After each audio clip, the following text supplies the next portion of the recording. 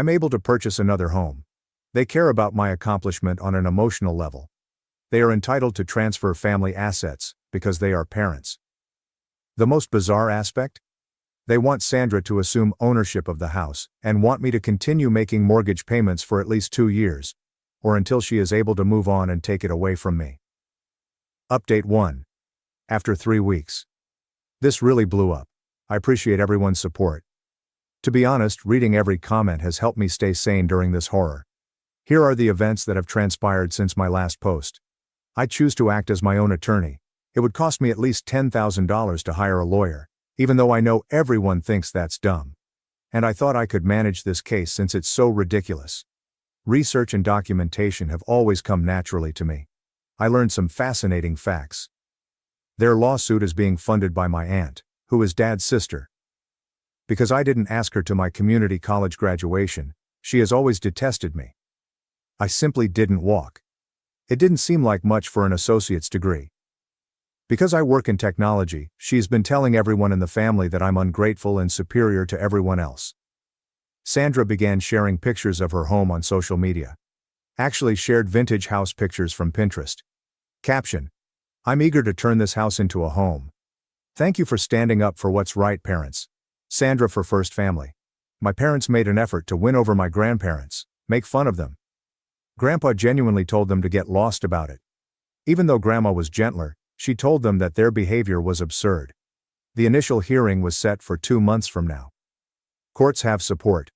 Bank statements, mortgage documents, proof of down payment, employment records, everything. I've been getting ready like crazy. I was contacted by their attorney, an ambulance chaser my aunt discovered, to discuss a settlement. They wish to give Sandra complete ownership of the house. The mortgage is due in 24 months. $310,000 for psychological harm. A formal expression of regret for dividing the family. I was unable to resist. I snorted with laughter and hung up. The drama in the household is becoming more intense. Mom wrote on Facebook. Some kids lose track of their origins. We put everything into my name. He gives us this in return for our love, support, and ideals. Sandra, his sister, lacks permanent housing and has college loans. A decent son would assist his family. Mum's disappointment, our family values. According to my aunt, this behavior is shameful. That house is more necessary for your sister than for your own greed. I was not invited to Thanksgiving. Mom sent a message to the entire family. Due to recent events and my name's decision to harm his sister's future, he is not welcome at family gatherings until he does the right thing. In any case, I'll watch football at home and order Chinese food. Second update. 2 months after the initial update, the court hearing day arrived. I just returned home from court. This show is not going to be credible. I arrived early, dressed professionally, and brought a file folder containing all of my paperwork. Sandra, my aunt, and, I'm not kidding, all of them wore matching t-shirts that read, "Family First" in large letters when my parents arrived. The drama in the courtroom began right away. Sandra yelled, "I forgive you for making us do this," as she hurried to embrace me. I took a step back and let her falter. "Ungrateful," Aunt began to hiss under her breath. The judge asked for opening comments after calling the hearing to order. "Your Honor, my clients have dedicated their lives, love, and significant resources to raising the defendant," said their counsel, who was already looking ashamed. His sibling is facing housing instability and heavy student loan debt. The defendant is able to buy another property with ease. This issue involves helping those in need and upholding basic family values. Me. Your Honor, I used the money I accumulated over the course of 8 years to purchase a home. The only person with a mortgage is myself. That's all. With a curious expression, the judge asked their attorney to make their case. They offered albums of pictures from my childhood family travels. Sandra's art history student loan statements show $180,000. A spreadsheet showing the costs my parents said they incurred while raising me, including a 2003 McDonald's Happy Meal that cost $12.99. I demonstrated my emotional commitment by sending text messages that ended with the words "Love you guys." I work in cybersecurity, according to screenshots of my LinkedIn profile. Public information.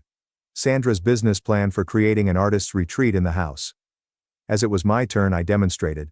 All of the funds came from my savings, according to my bank statements. Only my name appears on the mortgage documentation. I paid for my own community college, according to the records. Evidence.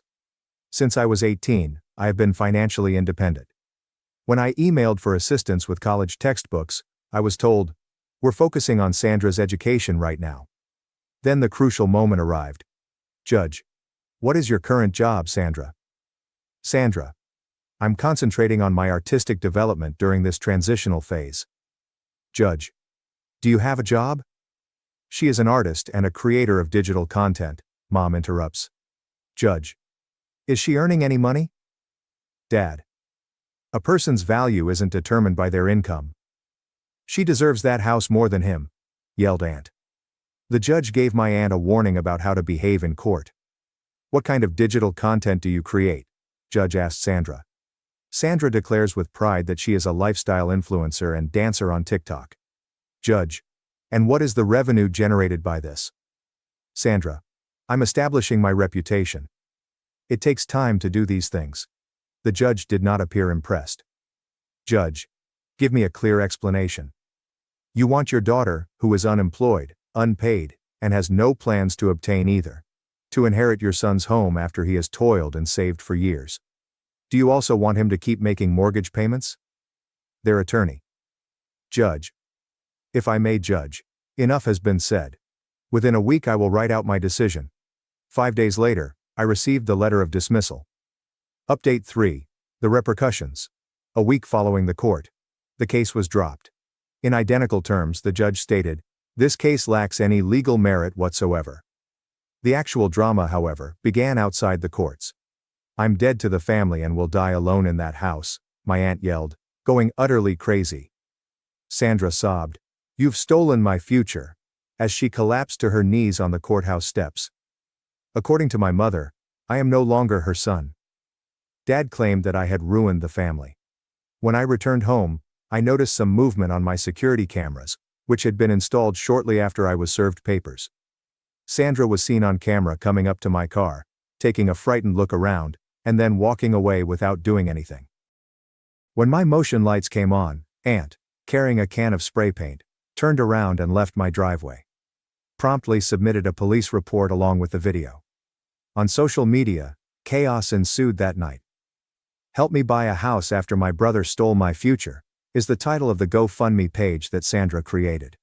According to the description, I abandoned family values and abused the legal system. It was under review by GoFundMe for misrepresentation, after being reported several times. Mom shared my treachery on local Facebook groups.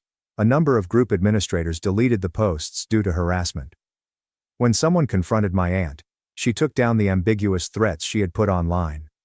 I filed for a restraining order, which takes time to complete, and kept all the paperwork. The family group chat then blew up. In response to Mom's sob story, my cousin, who had never been fond of Sandra, said, "Didn't you people cover Sandra's $200,000 education while my name worked nights to pay for community college? You want his house now too?" A family argument was sparked by this. It turns out that many family members were fed up with my parents' partiality but remained silent. Aunt. Remember when my name asked for $200 for books and you bought Sandra a MacBook instead? Another cousin. Sandra's graduation celebration cost $15,000? Even though my name didn't have dinner? You two are shameful excuses for parents, Grandpa added. My name did not succeed because of you, but in spite of you. Update 4. The settlement. 3 months following court. I had intended to ignore it, but after the attempted vandalism, I made the decision to act appropriately. Security footage was included in a police report that is still pending investigation. A temporary restraining order was approved. Sent official letters of cease and desist. Reported the phony GoFundMe and kept all the records necessary for a possible civil lawsuit. The repercussions are beginning. For pestering me via work email, Aunt received a written warning at work. Sandra's GoFundMe account was closed. Small-town gossip is causing parents to receive side-eye at church. The dynamics of the family have changed. I had the support of half the family. 1/4 remain neutral. 1/4 still believe that I ought to have sold the house. Last update. Now. Life is different.